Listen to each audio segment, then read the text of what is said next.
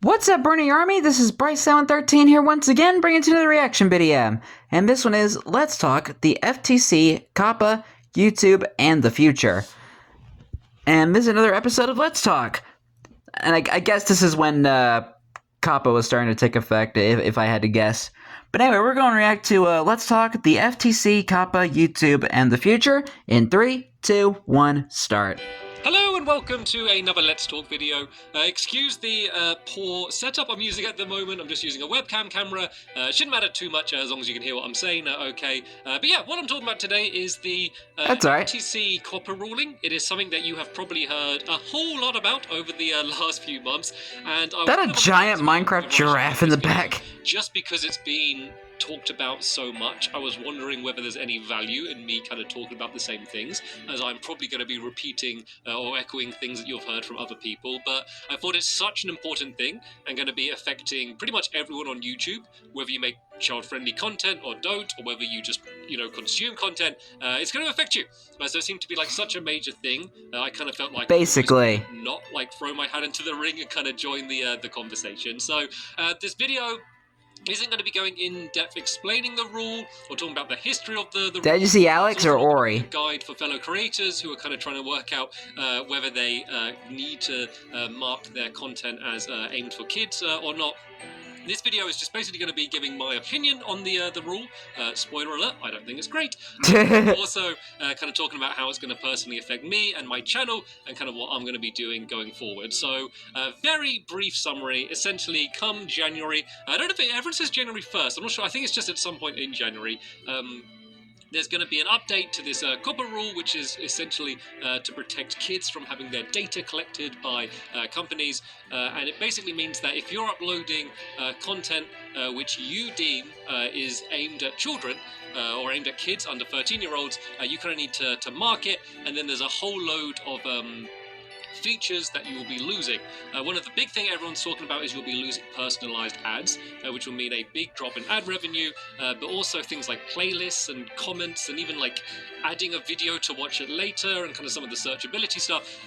Yeah, basically you're going to be going back to a very old school version of YouTube where you're essentially just watching the video. It'll be very difficult to watch like a series of videos. Like, that takes me back. It almost is going to be like the YouTube Kids experience on YouTube. And if you've used YouTube Kids, you'll know that that isn't a particularly great experience for watching content. So yeah, it's not a great thing that is happening, especially for me, who is someone who does do age-appropriate content across their channel. And like the biggest problem I think I have is that it doesn't solve the problem. So they don't want these companies to be collecting this data on kids, which I think is something that, really most people agree with. But I just don't see how this is going to solve that problem, because it's such a drastic change and it takes away so many features. It essentially makes it so unappealing to make child-friendly content and largely impossible. Like, say if you're like an animation channel that's making cartoons, aimed at children, like the amount of time or money that it goes. I make animations for everybody. In those animations, you're just not going to be able to afford to do it. Like, everyone who has been making video which has been directed to kids, they basically have just a few options. They either need to do, which I think is kind of the worst thing, where you suddenly switch your content, so now someone just subscribed videos that are directed for adults. Everyone says, oh, just start swearing in your videos and then you'll be fine. That's like kind of joking, but it almost is kind of true, almost. And then either that or they'll basically, and then they just won't be on YouTube altogether, which means it would kind of be just a separate matter. And I rarely ever swear. Or you're just going to stop doing videos altogether, which means that the kids that are still going to be coming to YouTube, because they're not going to stop coming to YouTube, they're either going to be not finding at least on camera content, or they're going to go back to the people that they used to watch, and they're going to be doing, content which isn't age appropriate. So the kids are then going to be watching things, that might have things that are inappropriate for them in their age group. And they're still going to be getting all the personalized ads and stuff, because the stuff that's going to be made in mass isn't going to be child appropriate. That stuff doesn't have to be marked as being directed for kids. So they're still going to get personalized ads. They're still going to have comments and all of the other things that are going to be removed. So not only is it going to be kind of protecting the kids from having their data collected by these big evil corporations. It's going to take away all of the child friendly content on this platform as well. So not only does it not solve the problem, it kind of just makes it worse. And so for me, I'm in a bit of a weird position because I basically, like, not entirely, but essentially had about a year off of YouTube, and I've like only just about now started to dip my toe back in. And the thing that's kind of made YouTube, yeah, I remember the hiatus. Doing live streams, and they've just been something that's been really fun. And the thing that I've loved about Hope it was relaxing for him. Chat, you know, where I can be talking, I can be playing a game, and then someone will like give a suggestion, and I can kind of have this back and forth, and we can be talking, and it's amazing. But like, if I mark my streams as being directed for kids, then that live chat is going to go. It's going to basically completely destroy the streaming experience to me, to where like I'm not going to stream without like any comments or live chat. Like, what's the point? Yeah. Good. So exactly. I started doing back on my channel. Like, if this comes through the way that it seems like it is going to, and I have to start marking my stuff as being directed for kids, then like I'm basically done. Like I'm not going to carry on doing stuff on YouTube, and I'm in a bit of a weird position where at the moment I'm essentially just a hobbyist on YouTube. Like, it is still kind of my career, I guess, as well, but I'm at a point where I'm only just doing things when I want to do them kind of for fun. You know, that's why I've started doing live streams. You know, they're not being the most popular thing in the world, but I've just been enjoying doing them. But yeah, like, not only is it taking away the monetary, I think I might have seen a couple of his live streams. Takes away like the excitement and the fun for it. And it's not just a case of like, oh, these videos would get the same amount of views as they would anyway, but now with worse monetization, with all of these features removed and kind of the searchability to find them and to get them recommended taken away as well, they're going to be getting less views and less money. So for channels that are just starting out or just started growing, or all of the future creators that may be watching this now and kind of, you know, their dream is to kind of get into this this realm, it's kind of like taking an opportunity at day one. So that's kind of where I am at the moment. Hopefully I've kind of explained where I think the issue is. And I think one of the other issues, and the thing that a lot of people have been struggling with, and where there's been a lot of debate, is just about how vague these rules seem to be. Like, I don't do my videos directed for kids. Like, I'm not there thinking, right, here's a video that I'm making for kids. Like, almost famously, when I started off doing YouTube, you know, I was absolutely just making whatever videos I wanted to do. I had years of doing, you know, videos on violent video games and doing reviews on like Call of Duty games and Halo and all sorts of stuff. Yeah. And then I started doing some Let's Plays. Eventually did some Let's Plays on Minecraft. You know, there's a when that came out on the Xbox 360. Like, oh, Stampy swearing, Stampy exposed, you know, like from doing these videos. It's just because I didn't even for a second think about who would be watching the videos. I was just making them and putting them up. And it was only when my audience started growing and I realized that there were a lot of children watching, I was like, okay, I'm going to carry on doing the sort of videos I was doing, but I'm just going to, you know, make sure I don't talk about things that are inappropriate. You know, I'll clean up the language. And yeah, just kind of now I'm aiming my videos at rebrand kids. yourself. I realize that some kids are watching, so I'm going to make it age appropriate. And that hasn't changed from my whole YouTube career. But like, the FTC doesn't know that. They're not going to have those levels of subtleties. Like, at the moment I'm live streaming through Pokemon. They're going to see like, Pokemon, it's bright and colourful, and it's these cartoon animal, and it's Pikachu, and, you know, they're just going to see Pokemon as a kids thing. They're not going to think about the fact that Pokemon's been going on for so long that like Pokemon is enjoyed by like kids, teens, and adults. You know, there's multiple of my friends my age still buy Pokemon cards and collect them because I played Pokemon when I was a kid and I have nostalgia to it, so I've kind of stuck with it. And there's multiple generations that have done the same thing. So yeah, I used to play Pokemon as well. Subtleties. So even collect Pokemon cards with a few friends. Aiming my videos at kids, I'm making them age appropriate because I know some kids are going to watch. You know, maybe even the majority of the audience. Probably at this point in my career, I think I'm probably pretty split between kids, teens, and adults, to be honest. I know kids are going to be watching, but I'm not aiming the videos at them. And when they say directed to kids, it seems like I shouldn't need to market for kids, but I just can't trust them. You know, there's this like number floating around of like a $42,000 fine you're going to get per video, and I mean, that is a bit of an over-exaggeration. Like, that's the maximum fine. I don't think they're going to go like, you've uploaded like 5,000 videos, Stampy, and they're all directed to kids, so that's like $8 million. I think that's the case. If you refuse to pay a fine, then it goes up, or you pay fines late. Like, I don't think that's what's going to happen. and I assume there's going to be some warning system first. Yeah. But the truth is, I think YouTube even thought don't believe The Amazing video Digital should Circus come was a accessible kid's to show kids. as well, and they got deemed for it. Not directed to kids. I think no matter what, I am still going to have to mark my videos in this category, just because I just don't know. It's just such a grey area. So the two things basically have changed is there needs to be a way how they're just not going to eliminate all child content on YouTube, because that doesn't help anyone. That doesn't help the kids, that doesn't help the parents. I think they need to put more trust in the parents. Like, the problem is yes, said, you know, YouTube isn't for under 13-year-olds. We have YouTube Kids, but YouTube Kids was such a poor experience, especially when you're talking about like 10, 11, and 12-year-olds. They're not going to be watching on YouTube. Big kids, it's not built for them. Like, there needs to be an improvement in YouTube. Sorry, my sinuses are going off. How they can kind of have some leniency and follow some of these guidelines, while still not ruining the experience for the content creator and the 10, 11, 12-year-olds that are watching YouTube. Like, I don't know whether there's a way how there could, maybe it's collecting data, but the data's encrypted and it's not like accessible by anyone from Google, but it's enough to be able to like say, to put someone in a bucket of this is a child and this is the sort of, advertising that's appropriate to them. Maybe on the user end, maybe you could link a child account to a parent's account, and then they can choose whether they want their child to have access to comments or what features they have. Give the choice to the parents, because at the moment the parents, they have no choice in this. They have no say in what's going to happen. At the moment they could say whether their child can watch YouTube or not, or go on YouTube Kids.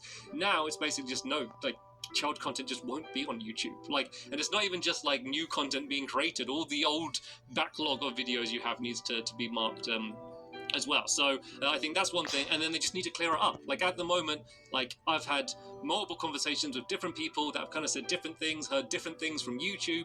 Google's there saying we can't give legal advice, basically because they don't want to be accountable for anyone marking their videos wrong. Like, if I speak to my Google representative, not surprised. Like, they're not going to be able to say to me like, oh no, yeah, I can see that you're not aiming your videos at kids, you have kids watching, but you're kind of doing it for everyone. Like, they can't say that and say I'm fine, because if FTC comes to me and I say, oh no, but Google said it's fine, like, Google don't want that. They've already paid like a $170 million fine already. They don't want to do that again. So the FTC, they need to clear up their guidelines. There needs to be set rules. This is what counts has to be directed as kids, and this is what doesn't need to be. And for the stuff that is directed at kids and knowingly is directed at kids, toys reviews, that kind of stuff, which is really content which is just aimed for children, there needs to be some leniency in terms of some of these rules, because no one's going to keep making that content, not for a long time anyway. Like, it might be a few hobbyists just doing it on the side, but people that are doing it as a career, especially smaller channels that were kind of on the verge of doing it full time, like, they're just going to be gone.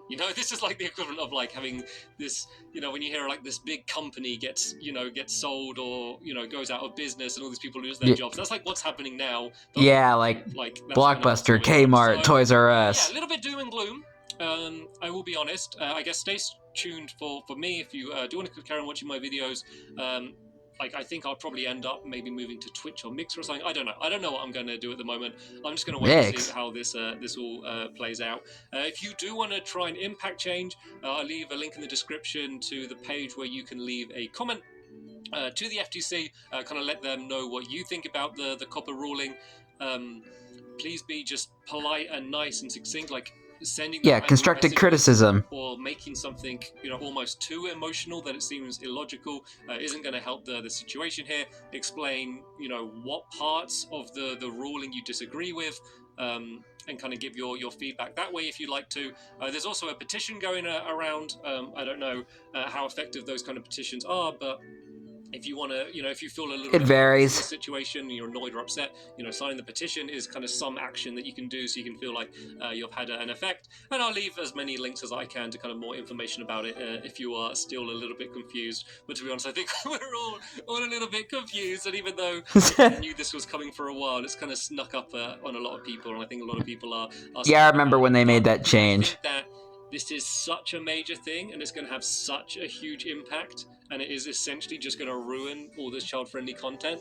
Like, I have hope that this, if it does go through, it just won't last. So I just feel like, how could it? Like, how could it just get rid of basically child-appropriate content, on the internet made by individuals. You know, there'll still be Netflix and stuff and a subscription model, but I just feel like Disney how Plus. just, you know, a group of a few people in America have such a major impact on the worldwide internet. Like, it just doesn't seem right, and I just feel like there's no way this can last. So I guess I'm probably maybe a bit more positive. Is he like streaming as he's filming? So extreme and so ludicrous. I just feel like it can't because of the long term. But anyway, sorry for my kind all the little notifications I see in the corner. To do a one take for this. There's been loads of people asking me for my opinions on kind of what I'm going to do. I know I wasn't able to give anything kind of concrete just because there isn't much concrete at the moment.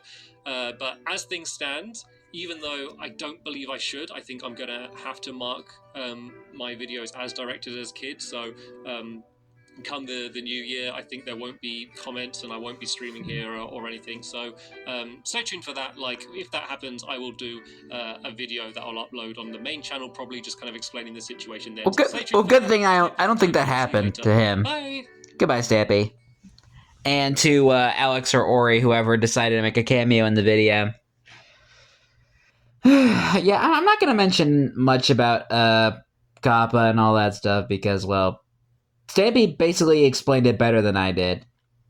Yeah, and also, I think I've already explained this before, but parents need to do a better job when it comes to monitoring what their child is watching, like on YouTube or the internet in general, or TV, video games and stuff.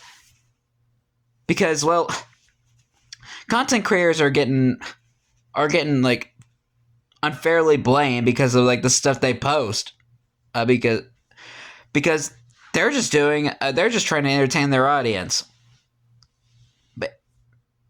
and your child could watch that and you would not know it. So it's the parent's job to monitor what their child is watching, because this whole situation just happens way too commonly these days. Like, just the parents blaming, like, the creator for showing bad content to their kids and stuff. Like, it's just unfair. It's just stupid, and it's just sad. So it's just so basically, moral is, be a parent, monitor what your child is watching, so that way they don't come across stuff that's not deemed for kids. It's simple. And in regards to COPPA, I remember when the change happened, and it did kind of affect YouTube a little bit. And I'm not someone who talks about YouTube a lot because, well,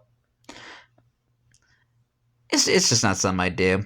I just like to make content for people to enjoy, and then I like to entertain. I don't like to talk about like corporate stuff. So I just kind of keep it pretty brief.